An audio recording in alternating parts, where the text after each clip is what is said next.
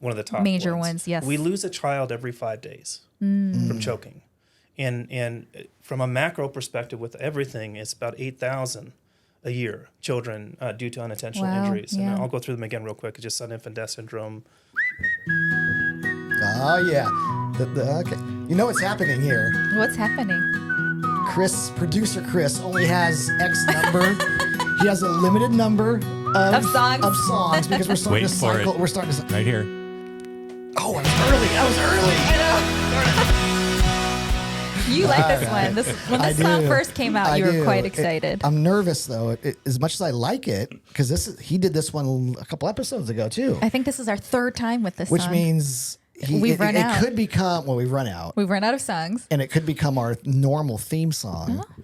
And as much as I liked it, as much as I didn't like the rotating theme songs, thinking that the theme songs, the rotation could come to an end. Having to commit to one is making you nervous? I don't want to commit to one.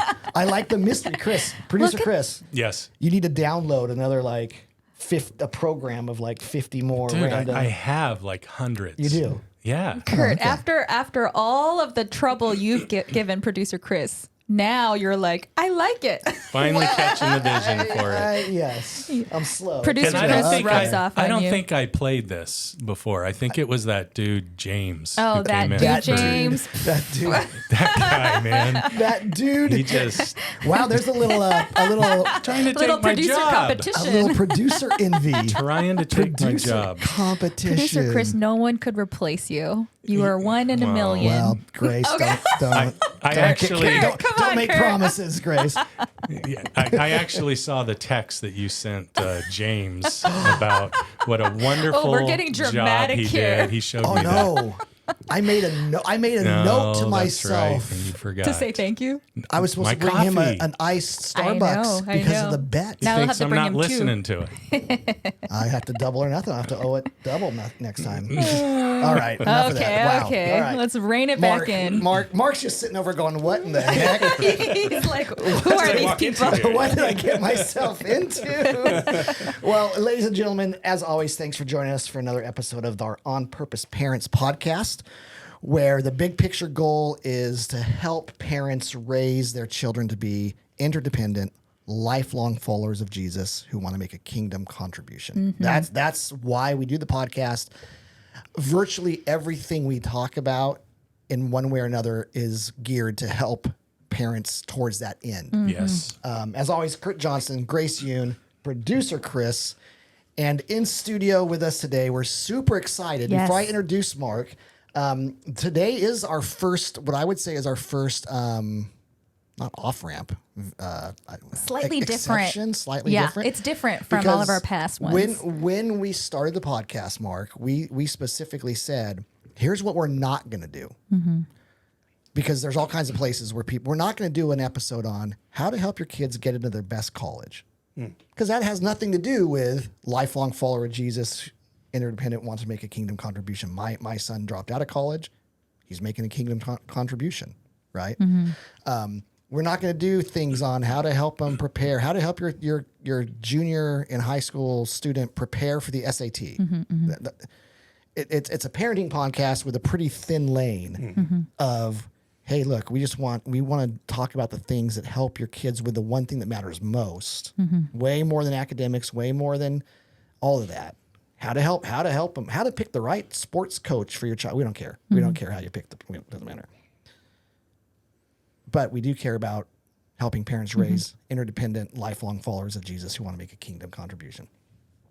And then we stumbled upon Mark and his book, and we thought, oh gosh, if there are going to be exceptions, and there always are, one of my favorite sayings, Chris, you heard me say it a billion, one of my favorite sayings, because at the church, we always, there's policies and rules and all that stuff. Blah. Okay, we know where you stand. And I always say, Don't hold back. I always say, but there's pathways to exceptions. Yes. There's all in life, we know that, right? There's always pathways to exceptions. And we at least want to be open to that. And so today we're really thrilled to have with us Mark Wilhelmsson, who has written a book dedicated to helping parents. Chock full. Chalk. Chock full. I think it's I chalk. think it's chock full. Jam packed. Jam packed. Thank you. Filled to the brim. Filled to the brim with no exaggeration. Literally, Yeah. it's why the book was written. Life-saving tips and insights for saving your child's life in certain situations. And I'm not even going to attempt to go down the road of what led Mark to write the book, but Mark, we're super thrilled you're here. And today we are very... And the studio audience that we have is also thrilled to have you here as well. Behind the camera. all Yes, the people. behind the camera, the 50 people watching. it's just nice to hear producer Chris, hit the button to applaud for somebody other than himself. Why are we giving Chris such a hard time? No, you always give him a hard time. I do. It's part of the shtick. Well, Mark has written a book. I'm holding it up for people watching YouTube called Emergency. This book will save your baby's life. I mean, how's that for a title? Prepare for the unexpected. Well, it's gripping. It's gripping. It's a little bit scary. A little bit. But as we're going to find out, there's a reason why Mark titled it that. Part of his story came out of corporate world, never intended to be an author. So, Mark, welcome. Take it away. Tell us a little bit about who you are, where you've come from, and the context for writing such an important book. Sure. Well, I was an investigator in New York City for over 26 years. And so I had a very long commute to New York City, sometimes as much as like 5 hours. Oh my gosh. So I get up super early, and I'm never been a very great sleeper, and my youngest son, Marcus, was the same. So he'd get up with me. And so on this particular morning, I was just cutting up some fresh fruit for him for breakfast, including strawberries, blueberries, and pineapple. And I happened to be sitting across from him when he was eating. Most parents don't do that. They're multitasking, distracted. But I happened to be there. And so what ended up happening is all of a sudden just everything froze. Everything just stopped. And he's just looking up at me like there's something wrong, you know. And to me, it was more of like, you know, at some point, are you going to save me here? You know? Right. But I was just, it just took me a beat to really kind of understand what was happening, and time stood still. It just kind of, everything kind of stopped, and what ended up happening is once I understood or perceived that he was choking, all of a sudden he started to start the process of coughing it up on his own, and so but that violent cough just got my attention in a way that nothing else really ever has, and so after that happened, of course we hugged and cried, you know. But after that, I felt embarrassed. I was angry. I had 4 kids. I had an infant upstairs. And I thought, how did I not know something so fundamental as how to save my own son or my own child from choking? Right. And so to me, there was an absurdity to it. And so I immediately got certified in infant, child, and adult CPR, AED, and first aid. Just to sort of bridge that gap as quickly as possible. Yep. But it was just interesting because, as an investigator, I started to take a look at it from that lens and sort of use that skill set. Yeah. And what I found was 72% of parents aren't even aware that the number one cause of childhood deaths are from unintentional injuries. This is choking, drowning, sudden infant death syndrome, suffocation, strangulations. So it's not on the radar of a lot of parents. And so that's that knowledge is I said, well, you know what? Let me do an investigation here and find out more about all these different areas. And then eventually I came to the thought of, well, let me put it into a book, and write my first book on the topic. And so that's really the origin story, is sort of having something coming so close to losing a child. Yeah. Nothing will shake you up like that. Oh yeah. Wow. Yeah. Absolutely. Thank you for sharing that. And to me, when I heard your story, just a little bit of it earlier, one of the reasons why this is an exception to what we normally talk about is we want to raise children to become interdependent, lifelong followers of Jesus who want to make a kingdom contribution.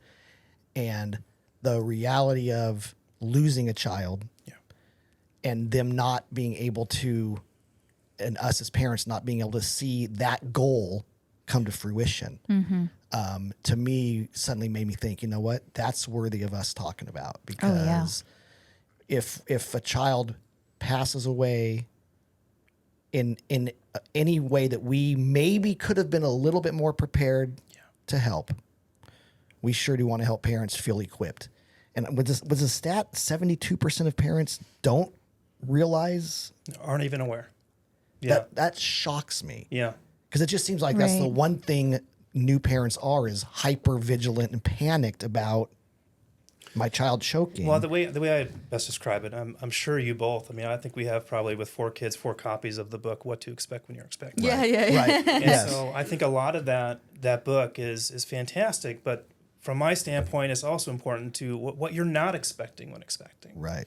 So I don't think there's enough emphasis on Right. that. Yeah. And so I that's why I think it's sort of under the radar more and more. And I also think we have a couple of different things that we can talk about, but I think one of the contributing factors is from a very early age, at least in this country and probably others, and we're taught that we can kind of rely on 911 in an emergency. Basically somebody else can take care of this problem. Yeah. Right. But the average response time of 911 is over 10 minutes. Now, your child, if they're choking, such as Marcus, he would have become unconscious within about 2 minutes. And then you're looking at, brain death between 4 to 6 minutes. So we don't have that time. Yeah. We have a matter of seconds to save them. And so when I was playing that scenario out in my head, such as, let's say, for instance, he was choking, but it didn't come out when he coughed, then the next thing would have been 911. Right. All right. But then when you think about 911, most of us are visual learners. We're not auditory. So when we're in a state of panic, we're calling 911, and it's an auditory. They're trying to explain how to do this to you over the phone in a panic state. Right. And when every second counts, that's not ideal. Right. So for me, it was about, how can we train parents and caregivers, not just the parents, but also the caregivers, on these sort of fundamental life-saving skills everybody should know. Yeah. Right. And I think as far as community is concerned, it's like you become a valuable member of the community. It's not just about saving your own kids. Right. It's having the ability to save others too. Right. Just like in your situation. Yeah, I know. Before we started recording this podcast, I was sharing with Mark about my own situation where my oldest daughter, Karis, when she was 3, had a choking incident at a party. And in that moment, when we realized she was choking, again, it was on fruit. Like a fruit skewer, and we had all these different grapes and cantaloupe. It was so pretty for the party, and then but I guess apparently dangerous for kids running around and shoving a lot of food in their mouth while they're running around and playing. But in that moment, it was like, oh my gosh, she's choking, and then it's like the world freezes. Like you look around to see, is there anyone who looks confident that can help? But all of the other parents also look like, not me. I don't want to be the one trying something and then failing. Right. So, of course, Sam and I tried the Heimlich maneuver, what we thought was the right way to do it. Right. But we both felt like it didn't work. And fortunately, in this situation, my doctor friend who was in the other room, we ran to her and she was able to Heimlich maneuver once really hard, and all this fruit came out.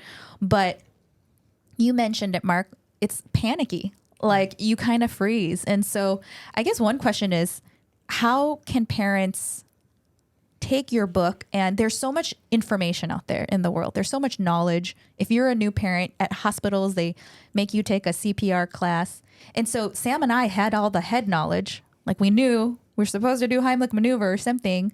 But in the moment, it's not like this is something you practice every day.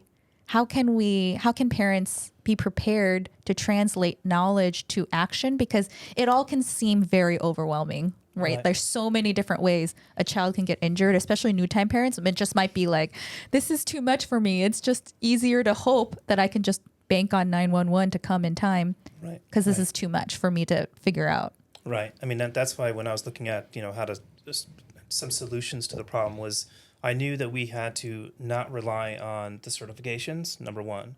So going and getting certified in infant, child, and adult CPR, definitely do it. If you can do it, do it. What you're doing is you're also having your hands on the actual mannequins, these CPR mannequins. You're understanding what it feels like to do the compressions and the rescue breaths. So having that part of it is very, very important. Most people won't do that. Right. So what I've done is I've created an online class as well. So we always encourage you to actually physically go and learn these skills. But if you're not going to do it, at the very least, we're going to show you exactly what to do visually. And then that way, and you can access that 24/7 from nearly any device. Right. And for us too, it's we'll never know who will be around when a crisis befalls us. Right. It might be our babysitter, who could be your grandparent. Right. It's a large percentage of grandparents. And so have them come over 15 minutes early. Have them watch the age-specific choking scenario. You know, my daughter Lana, our youngest, she has severe allergies. So whoever takes care of our kids, specifically Lana, needs to know how to use an EpiPen. And so, you know, in our online series, like we have that there. Like, how do you actually use these? And we do the training in a slow step-by-step manner, but also in a more emergency response manner. Right. So real time, like a little bit quicker. Yeah. You know, should an emergency be happening in real time. So I think that's the key is to really come at it from so many different angles that there's really no excuse at that point because, Right. you know, especially with technology these days. So that's what I would say to that. And yeah, and so we're of course making some other innovations that we'll be announcing soon along those lines. Right. Yeah. No, that's a really great point about just becoming familiar with it. That's part of the way that you could just help avoid that fight or flight mode when you're panicking, is that if you don't think about it and it happens, you're trying to conjure up, you know, the class that you took like 7 years ago. Yeah. But the more familiar you are with it, with resources, hopefully it snaps in when you need it. Well, here's a memory stat. That's so within about 24 hours of learning anything new, you'll forget up to about 60% of it. Within believe that. Within 48 hours, it goes up to 80%. So that's like scoring an A on a Monday and failing that same test on a Wednesday. But when we're talking about life-saving skills, we can't fail that test. Right. And so what we really encourage is on a regular basis, refresh those skills. Like we were discussing earlier, what's a skill? It's the ability to do something well. Yeah. And when you're talking about emergency, it goes beyond that. Ability to do something well when it's an emergency with a child, Right. or an infant, you know, or even a newborn. I mean, a lot of parents don't even know that newborns can choke. Right. They can choke on breast milk. They can choke on formula, even excess mucus. So a lot of parents this doesn't even come on their radar, you know, for quite a few months Right. until they start eating more solid food, Right. because they don't know those basics. Yep. Yeah. Yeah, when you were talking about how quickly we forget and the need to practice, right? I didn't. You didn't. No. Right? And my hunch is, you know, the majority of parents of young kids have not. They maybe took the course that the hospital offered. Right. They maybe have gone and gotten recertified. They've maybe read watched a YouTube video. But my mind was thinking about, you think of police officers, soldiers, people who they know that eventually they're going to be in these crisis situations, and they train all the time, all the time, scenario plan, so that when the real situation arises, it's just muscle memory at that point. Right. I mean, it's really muscle memory, and the Right, emotions are almost taken away because this is so familiar to us. Right. That we know in this scenario we do A, B, C, D, E, right? And it's why, to make it a little bit less traumatic than that, you know, it's why an airline flight attendant, why they know their turbulence routine that, you know, when the thing drops out, you put the mask on. The checklist. Boom, boom, boom. Yeah. Because most flight attendants, their whole career, they don't have to deal with any of that until they do. Yeah. Until they do.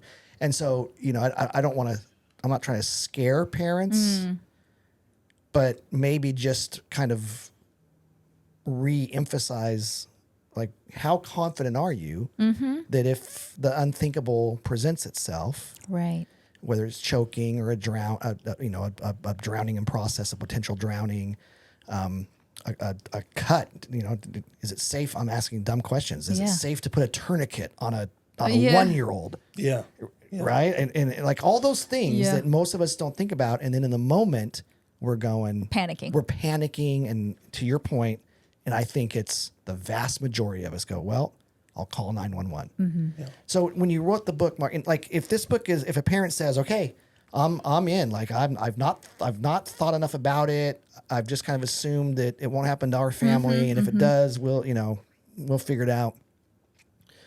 If a parent were to buy this book, which after reading it, I go, why wouldn't a parent of any child 5 and under have a copy of this book in there? You know, once a child can really clearly articulate some of their, you know, once the child's old enough to go like this, your son couldn't even do that. He didn't know what was happening, right? Yeah. Oh, So scary. like some of that urgency wanes as kids get older, I would imagine. But so for the parent of like a younger child, would you suggest, hey, buy this book and have it? It's like your emergency coffee table book that in a moment you grab it and you open to page 13 because that's where it talks about choking or first aid or drowning. Or would you say, no, like this, it's an easy read. Memorize this stuff. Yeah. So you don't ever have to open the book again. Right. Like how best to use this How book. best to use the book. Well, what I did with this book, which is a little bit different, is I actually created a video book. So inside our membership, we have the book in video form. So the chapters actually come along with the video. So it's not just about That's cool. words. It's about how do you actually do this stuff. Gotcha. You know, and so we actually in the book have links to the baby and child choking sequences too. Gotcha. So even if you're not there, you'll have that as a very base point, and also EpiPen. And we have, speaking of checklists, we have something called the babysitter checklist. So the babysitter comes over. What are some of the things you should be thinking about? She says, I'm certified. Doesn't matter. You can say, well, talk to me about. These are your Yeah. checklists. Let's go through Well, them. here's what I say: quiz her. Watch what happens. Okay. Yeah. She's gonna probably not tell you that you need to do 30 chest compressions followed by 2 rescue breaths, and you say, well, how deep and how fast should it be? She's probably not going to be able to tell you what those things are. Yeah. So I think that just quiz, just do a spot quiz. Yeah. We had an au pair from Colombia, and one of the reasons why I hired her through this agency was because the agency actually taught first aid. And I thought, that's fantastic. And then my daughter was choking on something, nothing major, but she was, typical for her because she seeks danger like 100% of the time, and she's it's great to have it. You need an instructor certificate just to have her as your child. But and what the au pair did was she goes, Lana, go like this and put your hands up in the air. Okay. So she was taught that back in Colombia. Huh. That's not how you do it. Okay. Yeah. So she, even though she had training through this agency, she Right. went right back and reverted back to whatever she learned in her country. And that's clearly not what you're supposed to do. Interesting. And I would say the other thing too is that, because you mentioned YouTube videos or just like watching a video, is just like with Marcus, we have to think through the entire sequence. We have to say, if I watch a video on how to save a baby from choking, for instance, and then I watch that video and I'm like, and even let's say you remember 100% of it, no panic, nothing, in a perfect world. Right. Okay. What if it doesn't work? What if the object that the child is obstructing on doesn't come out? Yeah. Then you need to know baby CPR. And I can tell Right. you there's a lot to memorize. Yeah. There's a lot there. There's a lot of nuances to it. How you save a baby and a child from choking, the CPR sequences are different. From drowning, CPR sequences are different. Even if it's like an electrocution, CPR sequences are different. So there's all these nuances that I didn't know about. I mean, that's why I said do an investigation on it. Right. And so I bring all of these issues out. And so we have drowning CPR and choking CPR. There's a lot of similarities, of course.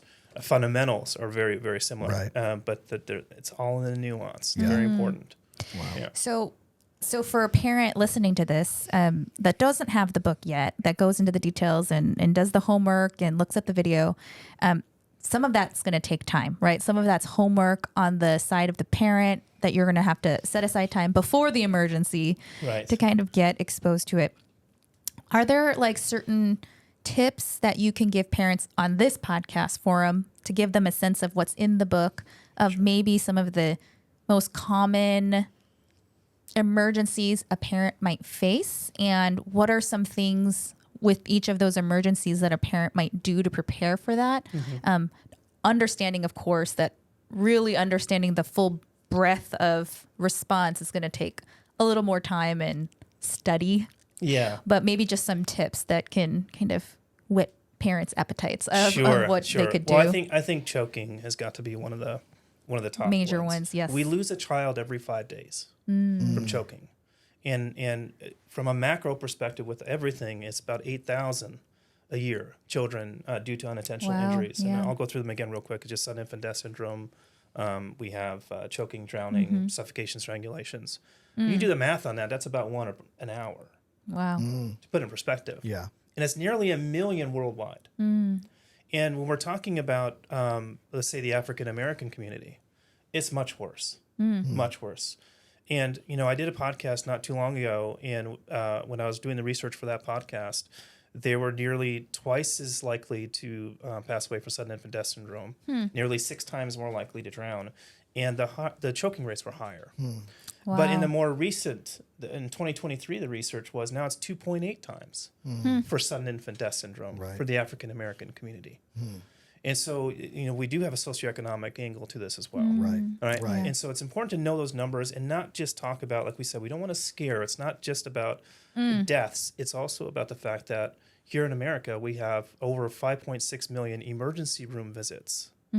Right. So it's not just about that. It's like, listen, these things are happening at an extraordinary rate. Yeah. And when you're talking about different things, it could be falls, it could be bleeding, it could be any number of things. Drowning is a very, very big problem until they're 18, 19 years old. Right. So when we say child, Right. child is kind of loosely defined up to about the age of 19. But where our focus in this book specifically is really up to about to the age of 5, because that's really when I mean, sudden infant death syndrome up to the age of 1. Yeah. So there's different things for different people. Let's talk about choking. And I think with choking, number one, as we talked about before, I happened to be sitting next to him or across from him when he was eating. There's a tip right there. Choking is a silent event. Drowning is too. Right. If you don't have eye contact with them, you're not going to know what's happening, right? And at the party, kids running around, no running around. Kids are. My daughter loves to go all over her chair when she's eating and backs. I mean, it's just amazing. Backflips and somersaults and cartwheels. Gymnastics on it. Yeah. And so, making sure that they just stay steady. Yeah. When they're eating, you're right there.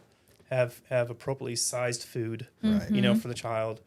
And that goes back to parents too, is distracted parents. Right. In Germany, they did a study. They were having an increased number of drownings, and they did a study, and they're trying to figure out why are we having more drownings than usual. It was back in 2018, so you can imagine what it is now. And the outcome was distracted parents. Wow. Yeah. Just not even watching. Yep. And so from choking, I would say again, always have eyes on them. Watch them. Make sure your babysitter knows that. The same thing, of course, appropriately sized foods, and no playing. Okay.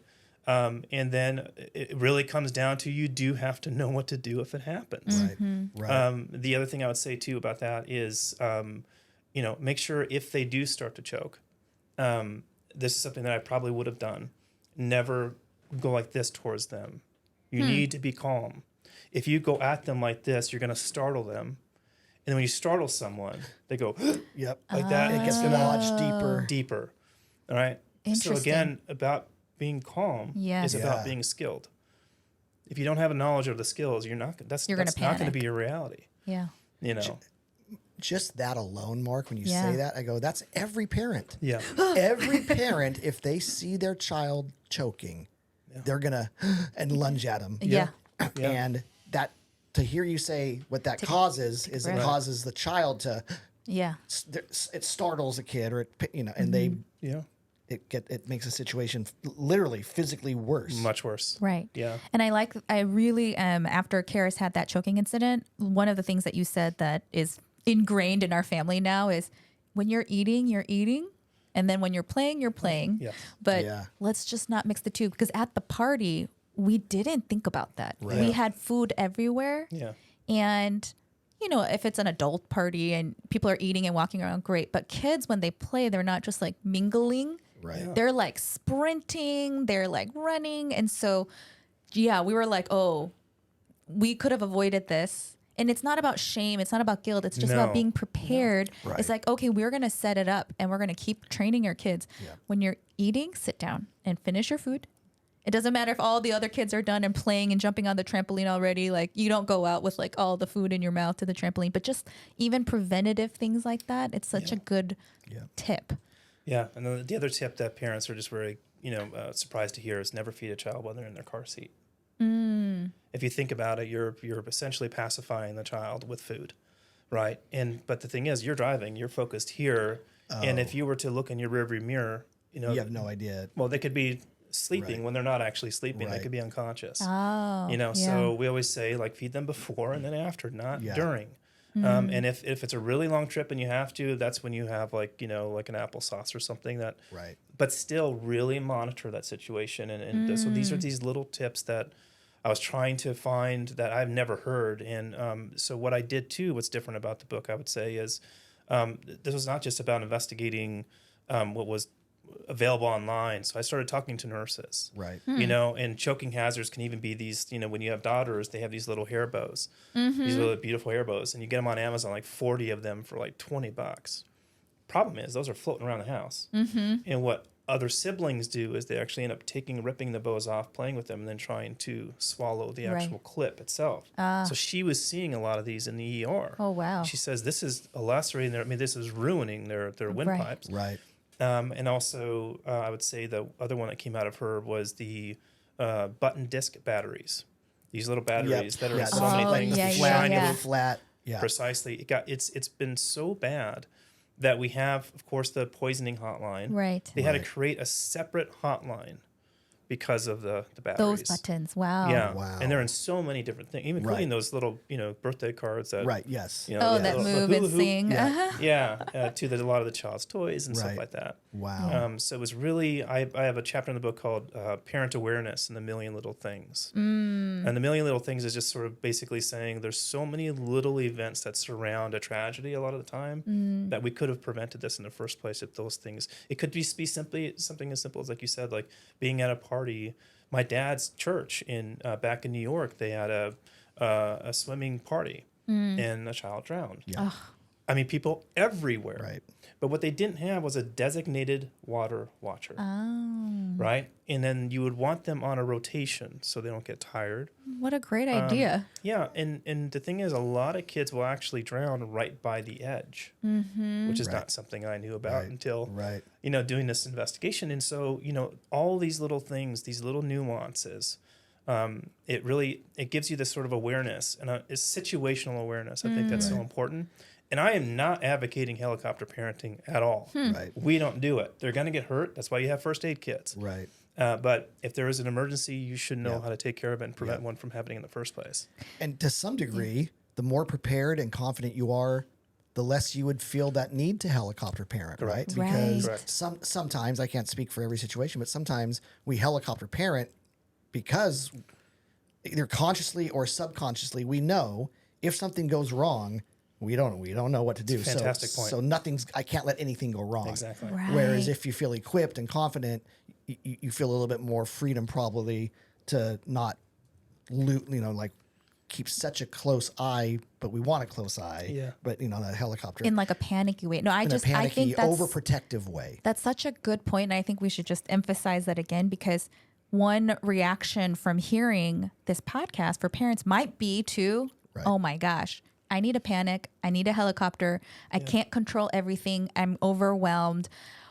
I'm just stuck. But one of the things that you just said about like the party where there's a pool, this is meant to, empower you, not like terrorize you. Right. That you could do small things like, you know what? At the party, we're going to just designate an adult every 30 minutes to be the pool watcher. I mean, that's such a simple but empowering thing that parents could do at a party that doesn't just end up with people panicking like, well, what if they drown? What if they this? Because at some point we can't control everything. No, of course not. But the message sounds like but be prepared and equipped, and that will make you more confident not to just panic. That's awesome.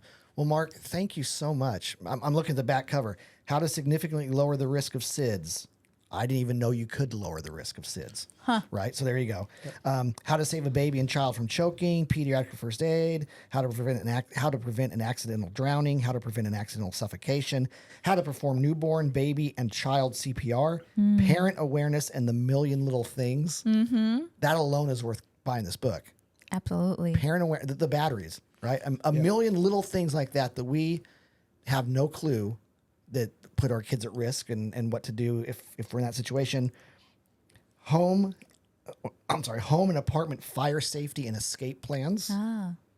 Genius. Yes. If we have time for one more story, we I'd do. like to tell you. Yeah. Yeah, I absolutely. just Yeah. want to interject this because I think this is so important. So my CPR instructor, we had really started having these conversations, and I said, well, is there anything else you can tell me? Because we're really kind of focused on, choking, CPR, first aid. I said, anything else? And he's like, home and fire safety. And the reason why this was such a major thing for him was because one of his childhood friends, their family had a home fire back on the East Coast. And of course, back on the East Coast, most homes are 2 stories or, know. And so what ended up happening is it's happening during the middle of the night. And the family goes out the front door and they're in the front lawn, but the daughter is missing. She's not there. Father goes back into the house, try to find her. Uh-oh. He passes away. Oh, gosh. She was in the backyard. So the moral of the story there is and we have a fire escape plan, but the one thing that we really emphasize for everybody to have, home, apartment, whatever your living situation is, have a designated meeting place. Yep. Where everyone knows exactly where to go when something like this happens. Everybody's accounted for. Had they had that, Right. he would be alive today. So I think it's so important. Yeah, it doesn't matter what exit you take, just end up in the front yard, Precisely. or Right. end up in the backyard by the Exactly. fire pit, or whatever it is. Yes. Wow. Yeah. I mean, that's what I really appreciate. It's not just this overwhelming, there's nothing I can do about it. There's small things you can do as a parent to establish these rules or guidelines for your family that can make all the difference in the world in this situation. So where can parents find your resources? Is it just available online? Sure. The book is available on Amazon, but we have a separate website specifically for the book at emergencythebook.com. Emergencythebook.com. Yeah. Okay. And then the company is Our Child's Keeper. So OurChilds Keeper, KEPER.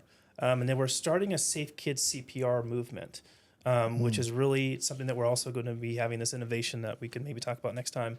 And so safekidscpr.com is where we're going to be announcing that very soon. Awesome. Amazing. He's leaving us hanging, I which know, means we have he to gave have us him a little back. teaser. Now we have to have next time. You can't tell us now. Yeah. Okay, next time.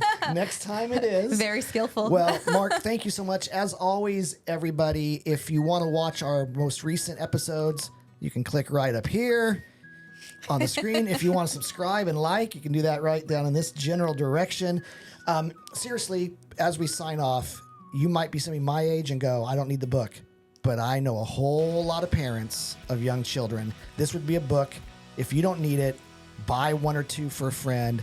If you have somebody who's getting ready to have their first child, put this in the little gift bag with the onesies. Whatever you take to the baby shower, include this Great book. idea, yeah. Literally, it could be a lifever. Mark, thank you. Thank you so Thank much. you. I And I appreciate it. love Thank that you. God never wastes a hurt. We talk about that all the time in our church. For sure. Your unfortunate situation, scary moment, could have been worse. You're right. I course. mean, the Lord spared your son, but that you took that painful moment and turned it into something to help the rest of us. We just really appreciate that. Thank you so Thank you so much. much. I appreciate it. All right, everybody. We will. Producer Chris. Sign us off. Very quiet Yes. today. Very quiet. Oh, there we are. There we are. Welcome back. Welcome back. We'll see you guys next time. Bye, everybody. Hand up to your heart. I know it's just a chance to start. I know that it might feel like it's too hard.